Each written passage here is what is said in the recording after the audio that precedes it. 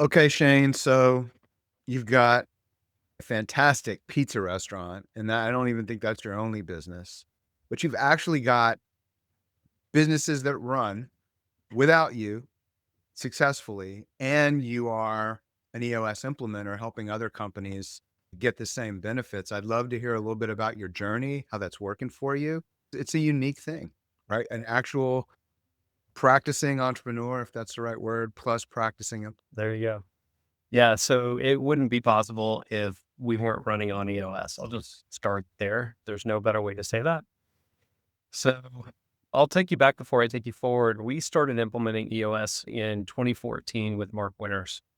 And that was after this journey of having one restaurant that was a super successful home run, opening up a second restaurant, successful home run, the third restaurant, not a super successful home run restaurant. And for us, we just were grasping, trying to figure out which way was up. And we were using Culture Index at the time, behavior trait personality assessment. So that helped, but it wasn't a full turnkey thing until we found EOS. And that's where it really helped us get solid on the 6 key components of our business. We first attempted to implement independently, self-implementation. And for us, thankfully, that failed very quickly. And we realized we were in need of some professional help to help us steward our journey.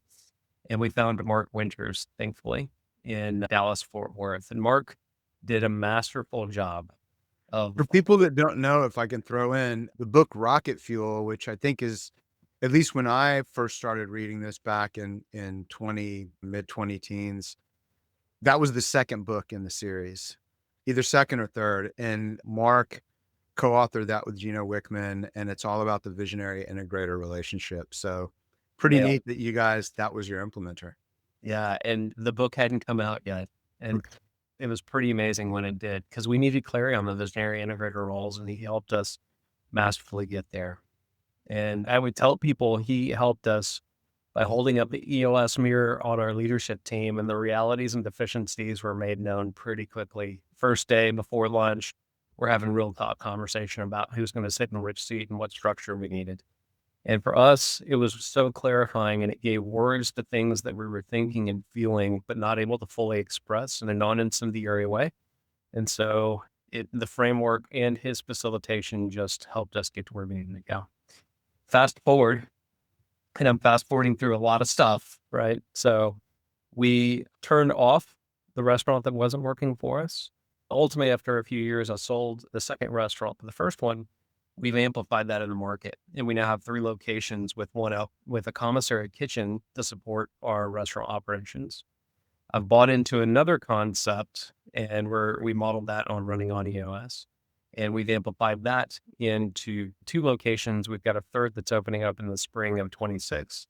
And we might even have a fourth that's opening up in the spring of 26 pretty rapidly. I'm negotiating that deal right now. But that's where I spend about 5% of my time. 95% of my time is EOS implementation with my clients, helping them on their journey. That is interesting to me, in particular right now, because I've got clients through, not through Matt, but we both know Matt Rosen as Oh, how we met. yeah, And I this love that. was one of this particular client is how I know Matt. They're doing something that sounds similar to what you're doing, which is they decided to commit to EOS very early, like earlier than I would usually even recommend it, unless I find that people who are not first time entrepreneurs, right? So Mhm. it's not your first rodeo and you get the value. Those are the people I think benefit the most from doing it from day one. Because I don't know, I've got different theories on it, but I just know that that's one of the success factors I see for people adopting it like day one versus getting to that 2 million or 3 million mark. But I think that I'm seeing a lot more data on that it can be done and has been done. Like where they're a customer of ours, they're doing great. But sounds like you're like step one after you start the concept or invest in it is now we're going to install the system. At least that's what sounds like what I'm hearing. So absolutely. It is our business framework. If we're going to operate a business, what's the simplest, clearest way to do that with Mhm. alignment on where we're going to go, how we're going to get there, who's going to do what, making sure we have the right meeting cadence, all the things that we talk about in the EOS implementation process as we strengthen the 6 key components of the business. I've got a client, I've been working with them for about 4.5 years. They're not with me because they don't understand EOS. They're with me because of the facilitation. They can sit in their seats. They get to own their seats in the session room, and they can Right. just session masterfully facilitated where they optimize their time. They, to your point, started implementation. These are two Goldman Sachs guys that left Goldman Sachs. They had a Mhm. thing that they wanted to go do. They knew exactly what they wanted to do, but they had never started their own business, and they didn't want to try to figure out a business framework to operate their business. They wanted to focus on the thing. Now, that's an uncommon thought in early stage entrepreneurial thinking. It is often, let's just go do the thing and we'll figure it out along the way. But these guys, because they started with me before they got their first letter of intent signed in a real estate investment and development company, that's a big deal. They have no revenue coming in and they're hiring me. But within 18 months, they have $1.5 billion of assets under management. Okay.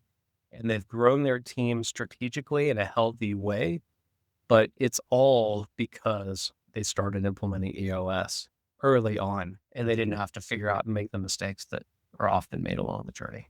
I've been both in Fortune 100 companies, helping them optimize operations, and I've done it for scrappy, profitable startups that bootstrap. And so my caution to people is often, hey, there's certain things you need, like you may need a little faster cycle early on with your rocks, or I'm not saying it's not a recommendation, everybody. My point is, I've been vocal sometimes. Hey, you've got to also recognize where you are in the process and what Right. you're ready for on the one hand. But on the other hand, my what I'm seeing, because this customer of ours, they're in their first year, they're going to hit 1.6, close to 2 million in 1 year. And some of that's a testament to their relationships and their business acumen for sure. But what you gain, it seems to me, it's like I always wear black. I don't want to think about what I'm wearing in the morning. There's tons of data on decision fatigue. It's a thing that happens.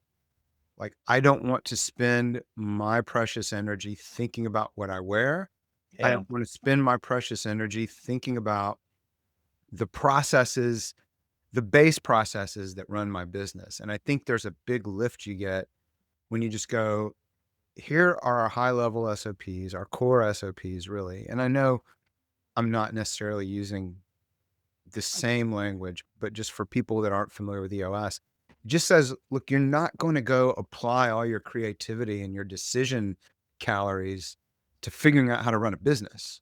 You focus that on serving your customers and your market and doing the heavy lifts when you need to make a management decision. And as we're talking, that's what I think EOS really gives. It gives you that at later stages, but I see too many companies try to reinvent the wheel there because it's fun and engaging, but it's not profitable to do it there. I don't Right. How do we innovate for our customers? How do we innovate in our product? That's where to put your focus, not how do we innovate in a business operating system. Yeah. I think that's right. I think that's right. Yeah, super interesting. I don't know that I've ever articulated it that way in my head before. This discussion definitely brings that to bear. There's a few things we talked about a little bit before the podcast. There are tools that are quote unquote lower in the toolbox. They literally appear lower and they're a little bit less talked about because they tend to come in once you have the others in place, at least from what I've seen.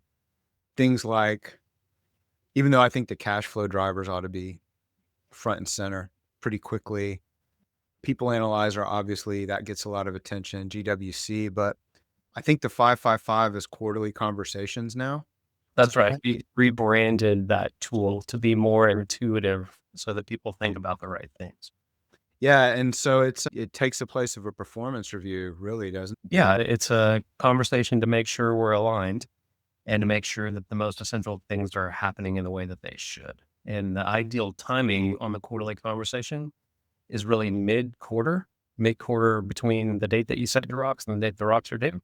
As much as you can push that to the middle of that quarter, then you're going to probably get some of the most bang for your buck because it's a real serious check in outside of just the weekly cadence or whatever cadence on a level 10, depending on who's attending the level 10, the leadership team or departmental, but it's a cadence of communication that we strongly encourage. that helps managers and managees be on the same page with the most essential things about how that individual is performing, how they're showing up, are their measurables on track? And you really want to do a rock check in as well and make sure that nothing that's materially important is getting stuck. And it's really just intended to be an alignment conversation, which is why we call it a quarterly conversation and not a performance review, Got because that's not intended to be about money at all. There should be something else, some other process in place that addresses that. Money is coming up. That probably means there's a separate process that isn't in place that should be to provide that level of clarity. This is really just intended to be an alignment conversation.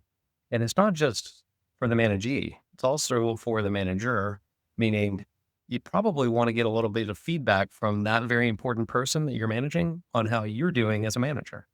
So it's a conversation. Nice. The other one that comes up that I think is really important and maybe not as well understood are trust builders. Sure.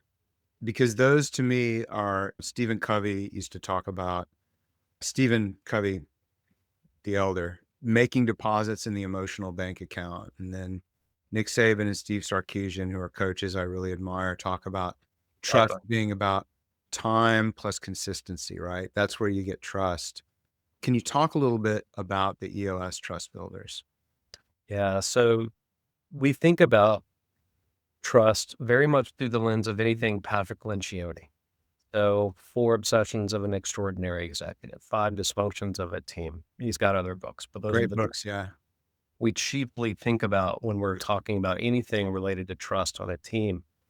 And there's a concept in the Five Dysfunctions of a Team that Lencioni articulates, the triangle, and it's at the base is trust, and then you have conflict. I'm talking about the five rungs in the triangle: trust, conflict, commitment, accountability, and then results at the top. We talk about this trust builders. It's a part of our process and we pick it up during the annual planning. So typically as a part of the EOS proven process, the way that we implement after we Mhm. get through your focus day, vision building day one, vision building day two, where we gain mastery of the leadership team and the five foundational tools, which are the VTO, the vision traction organizer, the accountability chart, rocks, meeting ball scorecard. With those five tools in place as a foundation, then we can start layering other tools on top of that. Okay. In the pulsing that we do on a quarterly basis throughout the year, we're going to spend about an hour of our time each session teaching a new EOS tool. And we have a whole toolbox for that. And trust builders is something that gets picked up in the first of the 2-day back-to-back annual planning session. And we spend about 3 hours going through some trust building. And it's really intended to do two things: help the team, whatever version of trust they had walking into the session, we're just trying to bring it up a notch or two or more, right? Because the speed of trust is, there's no shortcut to that, right? You have to show up consistently. You have to be intentional. You have to foster and build that trust over time. There's no shortcut to trust. But what Lencioni specifically is talking about relative to trust is vulnerability-based trust, not trust that somebody's going to do what they say they're going to do necessarily, because we do expect that. If you say you're going to do it, follow through and do it. What Lencioni is specifically talking about is vulnerability-based trust, the ability to trust the people that are sitting next to you at the table, that if you open up to them, they're not going to use it against you in a future conversation. You're opening up in a way that you're saying, "Hey, I'm going to be vulnerable with you guys and gals. We're going to talk about some stuff that is special to me, and I'm not sure that I'm great in this area, and I need your help. I want us to do better, and this is an area where I think that I can improve." Also, on the flip side, vulnerability-based trust is the ability to be open-minded and be honest and share what's going on and what do you see in each of the people that sit next to you, helping them potentially identify some blind spots. And then we can have a conversation about what are we going to do about those blind spots, if anything. And so the trust building activity, the trust building tool specifically, is this iterative tool that we teach in the context of the annual planning that we ratchet up each year we do annual planning. And so it's materially a part of our process. But in real talk terms, we can't start there. We have to get all of this other foundational stuff in place. And then we can start talking about ways that we can enhance and foster and build on this vulnerability-based trust. Yeah, that makes a lot of sense. I know one, or I suspect one that resonates with you just because I've seen your staff and met your staff and interacted with your great staff, the assistance track. Yeah. So is that one, I'd love to hear about that, and then also about your own experience with it. Yeah. So the assistance track is a tool that used to be a part of our toolbox, and we've pulled it out of the 20 tools in our toolbox and moved it over to what we refer to as one of our additional tools that we can teach. And really what that means is we have these additional tools in the toolbox section of the leadership team manual that we can teach at the right time if it serves the client well. So we typically would do that in the context of IDSing, right? And so it would be a tool that we bring out of our toolbox at the right time for the team if it's going to serve them. But it's not a part of our prescribed implementation process. It's just an ancillary tool, if you will. But the assistance track is intentionally named assistant track instead of assistant track because not everybody is afforded the luxury of having an assistant to support them and help them amplify their energy in their role. But the assistance track means there might be one person or more people that potentially could help offload some of the things that you're navigating. And so when we talk about that tool, we're going to talk about how you spend your time managing things like email and managing things like your calendar. How are you scheduling in your meetings? Who's helping you focus on high leverage activities versus low leverage activities? So there's a lot of value in that tool. It's actually pretty quick teaching. It's about 10 or 15 minutes most of the time. And it's really just intended to help folks on the team understand that, hey, there's probably a way you could save some time if you just got a little bit of help in some of these key areas.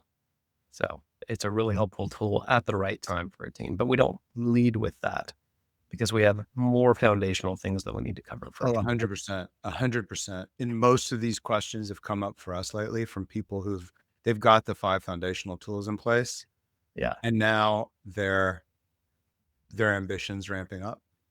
And I Well, find, I don't know if you've seen this, but I find like Q3, the third quarter of implementation, and also the third quarter of the year is when often teams will maybe backslide a little bit and go, wow, were we too ambitious or what? They're learning more about their ability to set and maintain rocks, set and maintain accountability on rocks. And that's where I find people usually ask the most questions about these other tools. Okay, is there more we could be doing here? yeah. Yeah. So you're able to, for anybody that didn't catch the very beginning, you've got how many, what was the count on businesses? I lost track that you own. Businesses are different than restaurants. So I've Okay. got 3 restaurants with EOS Pizza Tavern and 1 brand. I have a commissary kitchen that supports those 3 restaurants. Got another restaurant brand called Brood. We have a location in Fort Worth on Magnolia in the hospital district. Okay. We have a license agreement with a location in Terminal D of DFW Airport. We're opening a coffee shop in the spring of next year in Terminal E. And it's early stage to talk about it, but we have another licensing coffee shop deal that might open in Addison. Very nice. Okay. So that's restaurants under one business. Is that how you think of it? I think of it as 2 separate brands Okay. with 2 separate VTOs, 2 separate accountability charts. And those are each independent unit is effectively its own LLC. Got it. There are real estate entities and other entities that go and support that stuff. That we have a whole management company, and that's a different entity. So there are a bunch of things going on. I'm pulling on this thread. I'm pulling on Yeah. the thread because I suspect, and I believe you said, like EOS allows you to have all these businesses or entities, brands, and restaurants running effectively so that they're only 5% of your time. That's right. That's right. And that 5% fluctuates. I'm getting pulled into deal negotiations, site selection right now. So that's Sure. going up to maybe that 10% marker, but then it'll drop back down to 5% or less once we're operational. And we just have a wonderful team in place on both sides. That's outstanding. I'll keep going through just some of the FAQs I have down. One is around the 3-step process documenter, in particular coming from organizations that have very mature SOPs. I find that they often confuse the 3-step process documenter with all of their other SOPs. Can you talk to that a little bit? Sure. Yeah. So pulling back the 3-step process documenter, what we're really doing is gaining strength in the process component of a business. Fundamentally, Gino's discovery, the reason he developed EOS as an entrepreneur operating system is the discovery that the truly elite top 5% of entrepreneur organizations have 6 key things in place that are super strong. We have to have vision alignment, where we want to go, how we want to get there. We have to have the right people sitting in the right seats or on the journey to achieve that. We have to have an empirical pulse on the realities that exist every single week, the data component of the business.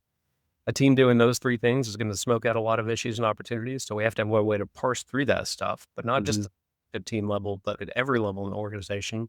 And we just label that as the issues component, but don't get wrapped around the label. It's issues, opportunities, frankly, just things you have to talk about in a prioritized fashion. That's all that is. It's a good way to, that's a good way to frame it, in my opinion, that people don't always do. Yeah, but people get wrapped around the axle on, that's not an issue. We're not going to put it on the list. Is it something you need to talk about? Yeah, it's an issue. Throw it on the list. It's fine. It's okay. So then we have the process component, the way that we systemize our organization. And I love this Deming quote. Every system is perfectly designed to get the results that it gets. Meaning everything you're experiencing in your business right now today is the perfect manifestation of the system, the processes that you have in place and the people that are executing those processes. And if you believe that, I believe that, we can go about changing that to achieve optimal results, better results. And that's evergreen, by the way. And then, of course, we absolutely obsessed over the traction component, the 6th key component, meaning clarity on our quarterly priorities with this cadence of accountability that we just call the meeting pulse. And so the process component is strengthened by making sure that we have clarity on, okay, what are the 7 to 15 things that we absolutely, unequivocally have to get right every single time we do that thing? What are those 7 to 15 things? Let's just get really clear, because we could build a system or a process for anything in an organization.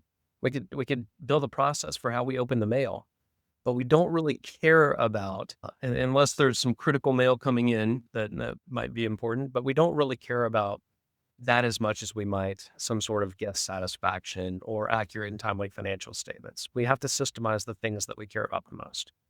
And EOS is really the best operating system that I've seen that really focuses on how can we simplify this for everybody on the team? The fluff, how can we eliminate the extra stuff? How can we simplify this so that it's easy to understand and easy to execute so that we can move forward faster? And the 3-step process documenter takes that approach. And so all we're saying is, let's just get really clear on the 7 to 15 things that we have to get right consistently over time. What do we want to call those things? What do we want to label each one of those processes with clarity and alignment, creating a common language, common vernacular? Who's going to own the process? Meaning, who's going to be the champion to document the process in the right and best way? And the approach that we take on process documentation is a simplified approach. 20% of the steps produce 80% of the results. Meaning, we're not documenting process to fix our worst people that can't figure it out. We're documenting process to free our best people. And so what's the version of documentation that works well for them? Okay. Because we're going to fix the worst people because they're probably a GWC or a right person issue, a wrong person, wrong seat, some issue there. We're going to solve for that. Right. But what we need to have in place is process documentation that basically just makes sure our best people, they have the healthy guardrails. And another way to frame that, Scott, is it's like the pre-flight checklist for getting them off the ground, right? So it doesn't take very long to go through that checklist. But good God, you know that they're going to do it. They better do it every single time they want to get that plane off the ground. And along the way, you better know, if you're that pilot, if you're that person doing that checklist, you better know what an aileron is, okay? Now, most people don't know what an aileron is. And so that's going to be on the checklist. So if you haven't been trained on the right way to go look for that particular piece of the plane, and the thing to look for on that aileron, then you're probably not equipped to run that process. And so that's where we have the second part. So beyond just the documentation piece, that's a simplified approach, pre-flight checklist style, we need to make sure that these processes are followed by all. And so we have to train people on the right and best way to do these things. We have to then monitor and measure adherence to the process. And then if there's ever a deviation, we're going to hold people accountable. And we just label that as LMA, Leadership Management Manifest Accountability. And then we're going to go back and review that process, the fourth step in the followed by all checklist, just to make sure that it's whatever frequency, quarterly, annually, or whenever you change out a major system or a platform that might impact the way that the process works. You're going to go back and update that process, review it, update, and then that requires you to go back and retrain on the new version of the process. In other words, it becomes improvement loop or cycle. And as long as you're doing that with the 7 to 15 the core things that you have to do, you're going to gain strength in the process component. But if you think about it, process maturity is evergreen. We're never actually done. Just Right. we're never actually done getting the right people in the right seats. We're never actually done. We're always on a journey. Yeah, the biggest mistake I see people make with process, and this is from I've been doing process since the last century, Sure. is there's this massive push to get this perfect version of process documentation. And maybe we hire an expert and they produce this deliverable. Yeah. And that deliverable can be in a digital hip form, in a hip digital platform. Yeah. But within 3 months, it's out of date. And within 6 months, nobody's looking at it. And then there's this kind of refrain, oh, we need to do that again. We need to do that again versus a simplified way to do it, which even though I think sometimes people get turned off when they hear the volume 7, 15. Oh my God, that's a lot. It's not. We've helped people let's just sit down and walk through a document together sometimes so that you can check this off your list. And people are usually delighted to see how simple it can be. And as you said, I love the way you framed it as this is meant to free your best people, not fix the people that are in the wrong seat, don't have the capability, et cetera. I think that's a huge shift. The other note I took down is it really does give you a way to simplify things for your employees. And that is a foundational piece of being a leader. Can you simplify? And I know that's one of the 5 leadership abilities, I believe. You're Uh, exactly right. It's to the first of simplify. Yeah, go ahead. Yeah, it's the first of the 5 leadership abilities. And there's an Einstein quote that I love that articulates that well. Everything should be made as simple as possible, but not But no simpler. simpler, yeah, Yeah. 100%. And what I like about all of these tools, I find that I've rarely met a person, even if they have an MBA, who isn't a bit intimidated their first time they take a management role, isn't a bit feeling out of their depth or suffering from imposter syndrome as they move into anything that might be qualified as leadership. The tools in this toolbox, I think, understanding LMA, understanding how that makes you accountable as a leader for being able to simplify, getting your processes buttoned up like this in a simple, doable format, not in a, oh my God, I'm going to have to go in a room for 5 weeks and do this. And now holding people accountable to it, understanding where the disconnects are, that's leadership and management. Yeah. I think that's the thing I think people really do well when they start to understand. Like it's simple. That doesn't mean it's easy, but it is actually simple. I think you're right. That's well said. The trick is to make it simple. And it's, to your point, not exactly easy. In fact, it actually takes a little bit of intentionality and refinement to make it simple. It takes some time to make it simple. The mistake that I sometimes see teams make is they're like, okay, now that we've defined what our core processes are, like which ones do we consider core?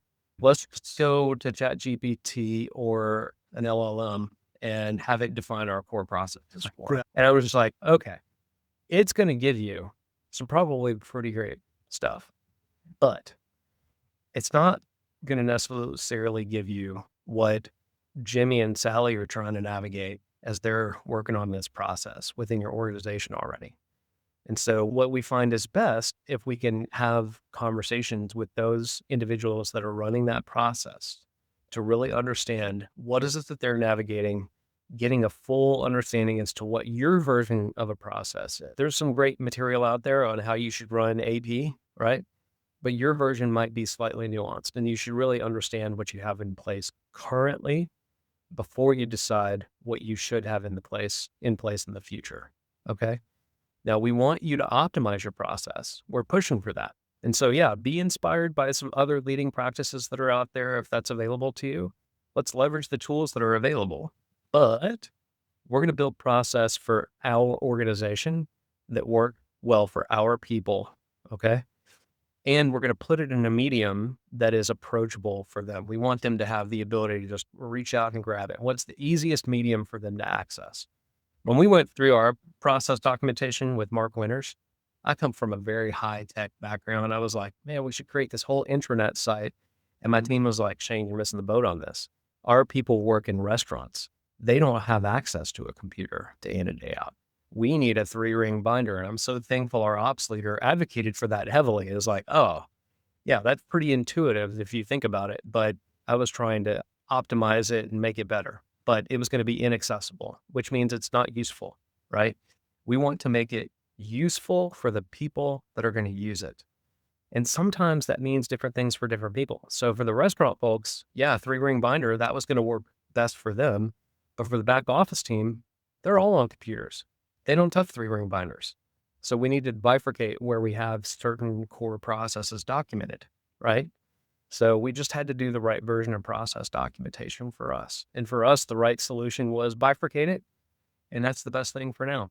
And then we'll iterate on that when it makes sense. And we have since. I can say from the tech perspective, because a lot of our customers are software companies, some aren't technical at all, but we also are heavy users of AI in every facet of the business.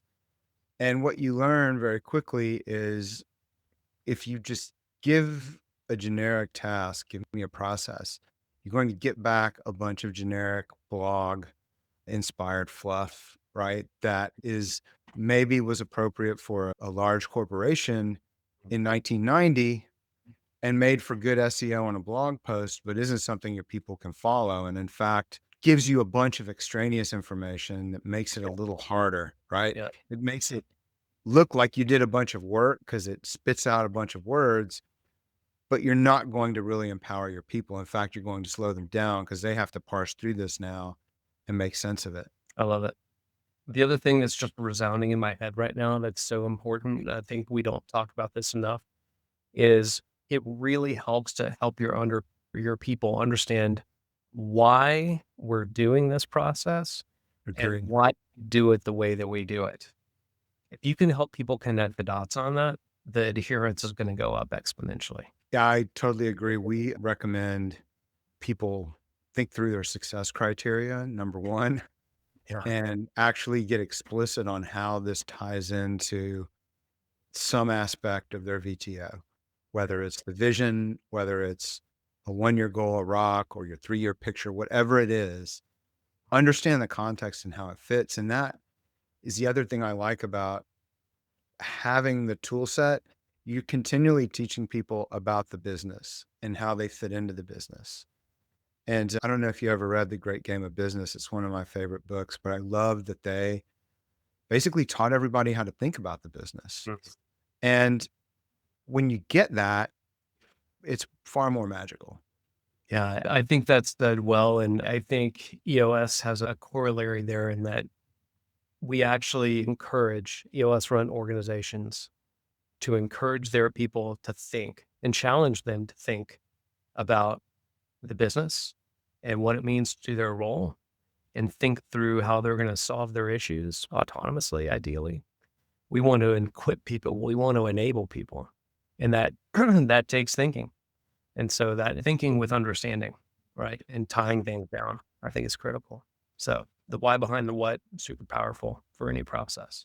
So we're going into, or we're smack dab in the middle of quarterly planning session season.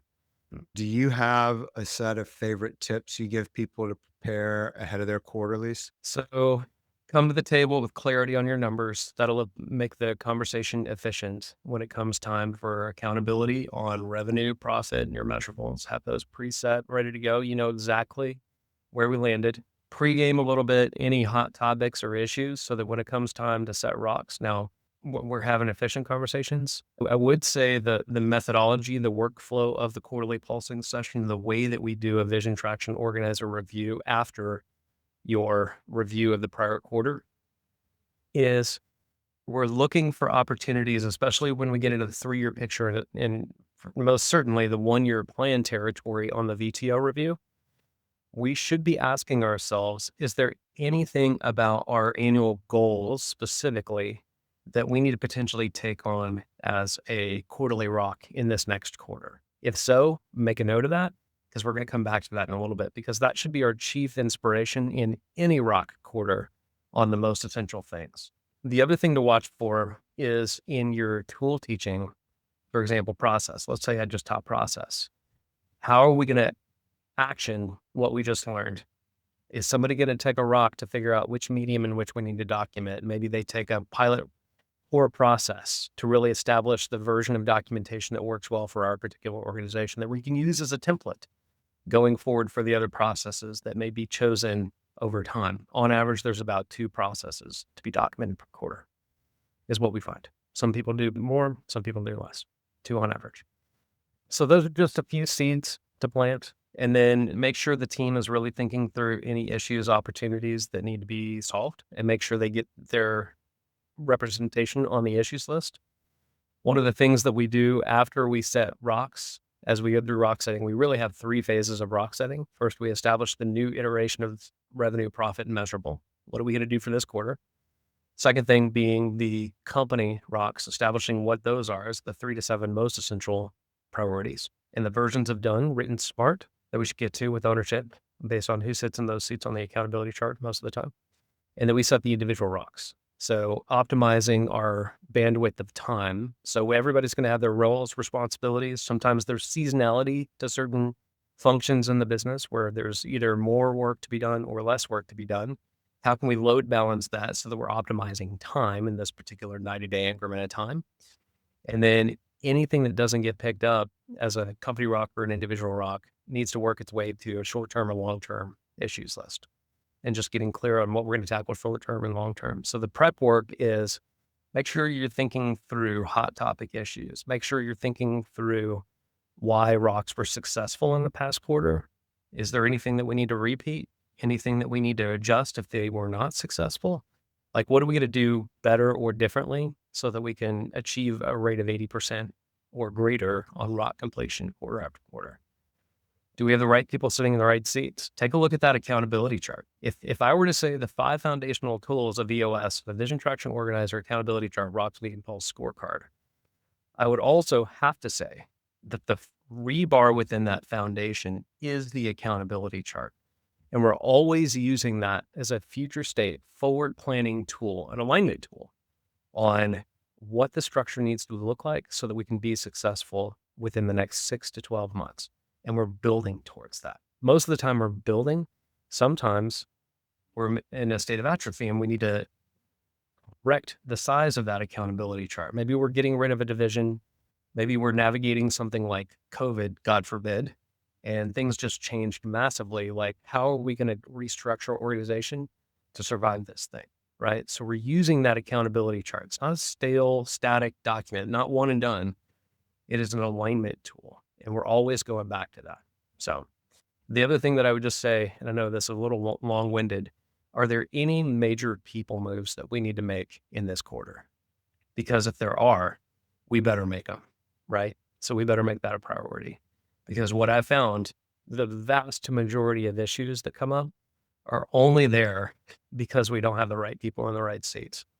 Our ability to get our rocks done is predicated on having the right people in the right seats, not just at the leadership team level, by the way, but that mid-level manager is probably one of the most pivotal positions in the organization because without them operationalizing the things that we're prioritizing, we can't get it done. And we need them to help be the bridge to execution. So it's so important that we get the right people in the right seats. And review. It's your quarterly planning session. This is your opportunity to come together as a team, roll up your sleeves and make some impactful decisions. It's worth, I don't know. So before I say anything, don't let me bias you. What do you think a good minimum amount of time is for every leadership team member to prepare for that meeting? My recommendation is a good solid clarity break. And so that's typically an hour, 90 minutes going into a planning session, be it quarterly pulsing or be it annual planning, a good solid clarity break to just think, invest in yourself, give pause to what's going on. And the moment you feel like you don't have enough time for those, it's probably time to take 4 of them, right? You have to make time to save time.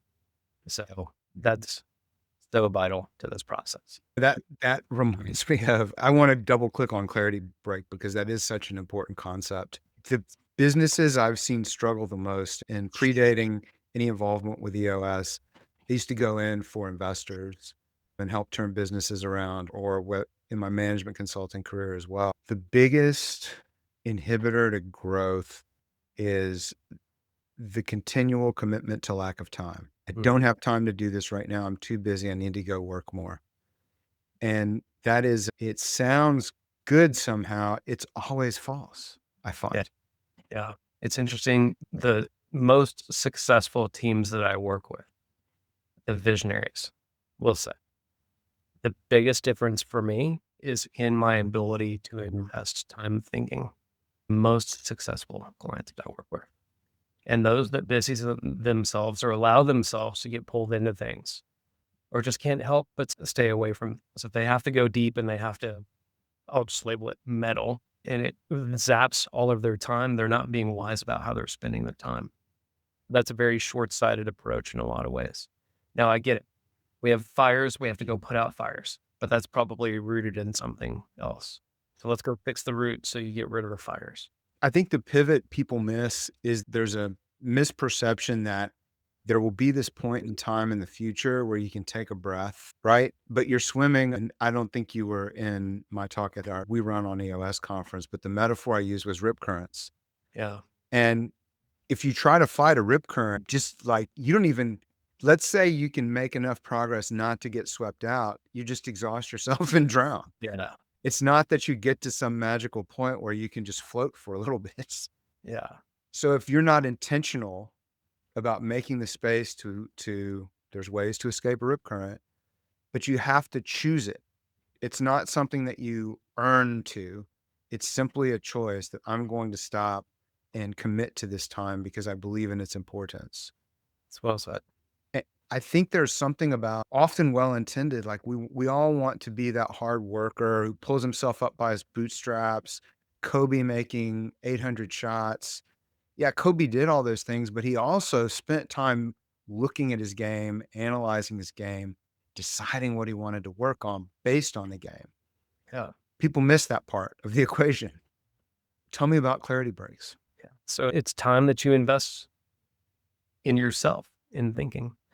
And everybody has a slightly different approach to what that looks like for them. But what we recommend is ideally a weekly clarity break. Find a time where you're predictably not going to be peppered with all sorts of distractions. And everybody has a different version of what that is for them. But it's a time that you can really isolate yourself and think and process. Now, the way that I recommend taking clarity breaks is having a medium in which you can capture your thoughts and notes. Gino Wickman uses a yellow legal pad. If you ever see Gino Wickman without a yellow legal pad out in the wild, something is materially off for him that day.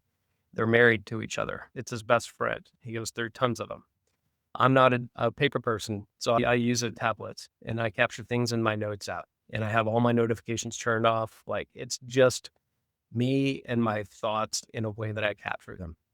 And I will cycle through the different things that are on my mind, capturing thoughts and just giving each a few minutes. And then with the remaining 15 minutes that I devote over the course of about an hour, if I feel like I need a little bit more time, maybe 90 minutes, but I'll leave about 10 or 15 minutes at the end to just go right back up to the very top of the list and sequentially go down every single line item and ask myself, what action can I take within the next on this particular thing? Is it important enough to gobble up some of my precious time? If it's not to me to act upon it, which version of an issues list should this live on? Which team should own this thing that's going on? How is this ultimately going to get solved if it's business related? And so I'll figure out a way to make that item to the right version of an issues list inside my organization. So sometimes it goes to my visionary integrator same page meeting issues list. Sometimes it goes to the leadership team issues list. Sometimes I'll send it to my integrator for her to navigate which version of an issues list this should live on, but we'll figure that out together. And then that thing will go get solved in a prioritized fashion. And that's how I think about clarity breaks. Yeah, that fits with the neuroscience very well. And I think that every single person in the organization can benefit from it. I think it unlocks having time like that Yeah. really unlocks people's capabilities. This has been great. Anything you want to add? Yeah, I do have just a real practical, tactical thing, and I'm latching on to what you just said. Everybody in the organization should have a clarity break, and I struggle with that sometimes because as a restaurant owner, there are certain positions in my organization where I literally just need them to show up on time, clock out on time, wash the dishes expertly, make sure they don't break any dishes, let us know if the equipment is malfunctioning in any way, and then clock out. That's what I need that person to do. And so it just full transparency in my own restaurant organization. You ask the guy or the gal that's my dishwasher, they probably couldn't even tell you that we're running on EOS because that language doesn't really mean a lot to them. But they better be able to talk about our core values. They better be able to articulate what they're accountable for and what they're being measured against. So they understand the fundamentals, but maybe not the full executive leadership team version of the vernacular. So we have adopted an approach, and I encourage my clients to think through this for themselves as well. What's the right version of EOS for your organization? And Traction is going to talk about roll it out to everybody, okay, as an empirical truth. And I think that there's value in rolling it out to everybody, but I think there are different levels of understanding and leveraging the tools inside the organization, if that makes any sense. It makes total sense. That's why I found EOS aligned was there are principles involved. And for leaders, and I would argue as many people as you can get to understand the linguistic tools, the language of it, it's helpful because it sharpens thought. But the important thing isn't that you've implemented EOS. The important thing is that you've got these solid principles in place. Yeah. EOS happens to be an incredibly efficient mechanism for doing it. I know it's the one true way, but that's why I think it's so successful. It is a very well thought out, very good one. Yeah. Awesome. Scott, I've had so much fun having a conversation with you today. Hey, thanks for joining us for another episode. Be sure to hit the like button below and click the subscribe button to be notified when new videos drop. See you next time.